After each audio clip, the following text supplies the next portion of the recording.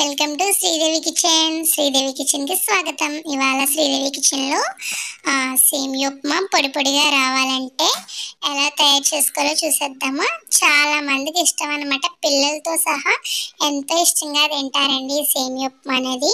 నాకు కూడా చాలా అంటే చాలా ఇష్టం అనమాట. ముందుగా ఒక ప్యాన్ తీసుకొని దానిలో ఆయిల్ వేసి హీట్ అయిన తర్వాత పచ్చిశనగపప్పు, మినగపప్పు, అలాగే ఆవాలు, వేరుశనగుళ్ళు వేసి బాగా వేపుకోవాలన్నమాట. వేపిన దాంట్లో అల్లం తురుము, పచ్చిమిర్చి, అలాగే ఎండుమిర్చి కూడా వేసుకోవాలండి. ఎండుమిర్చి కూడా వేసుకుంటే చాలా టేస్ట్ బాగుంటుంది అనమాట. సేమియా ఉప్మాలకి కొంచెం ఎమ్మిగా ఉంటుంది, బాగుంటుంది అనమాట. తర్వాత పొడుగ్గా కట్ చేసుకున్న ఉల్లిపాయ ముక్కలు, అలాగే కరివేపాకు వేసేసుకొని బాగా ఫ్రై చేసేసుకోవాలన్నమాట. ఈ సేమియా ఉప్మాలో కొంచెం నూనె అనేది తక్కువే వేసుకోవాలండి, ఎందుకంటే అడిగి బాగా దిగిపోతుంది అనమాట లాస్ట్ ఉప్మా అయిన తర్వాత. అలాగే ఒక గ్లాసు సేమియాకి ఒక గ్లాస్ వాటర్ వేసుకోవాలండి, ఎందుకంటే ఒక గ్లాస్కి 2 గ్లాసులు వేస్తే జావ అయిపోతుంది అనమాట. నేను 2 గ్లాసులకి 2 గ్లాసులు వాటర్ వేస్తాను అనమాట. రుచికి సరిపడ ఉప్పు వేసుకున్నానండి. ఈ సేమియా అనేది బాగా కొంచెం వేపుకోవాలన్నమాట.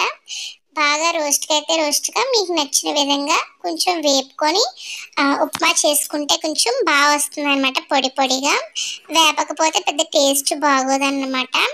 అంతేనండి, ఎంతో సింపుల్గా అయిపోయే రెసిపీ అయితే రెడీ అయిపోయింది అనమాట. ఈ సేమియా ఉప్మా అంటే ఎంతమందికి ఇష్టమో కామెంట్ చేసేయండి. అలాగే ఈ సేమియా మాడు ఉంటుందో చేశారు, ఉప్మా మాడు, చాలా అంటే చాలా రుచికరంగా ఉంటుందండి, బాగుంటుంది. ఒకసారి ట్రై చేయండి. శ్రీదేవి కిచెన్ని తప్పకుండా సపోర్ట్ చేయండి.